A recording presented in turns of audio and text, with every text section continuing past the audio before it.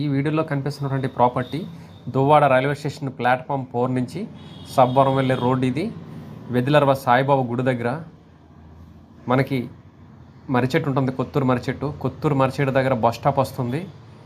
దువ్వాడ కొత్తూరు అంటాము. అయితే ఇక్కడి నుంచి 1/2 కిలోమీటర్ డిస్టెన్స్లో 200 నుంచి 300 మీటర్ డిస్టెన్స్లో మనకి ఇల్లు కట్టేసి ఇవ్వబడను. G+1 100 నుంచి 130 గజాల్లో G+1 కట్టేసి ఇవ్వబడను. 48 లక్షలు.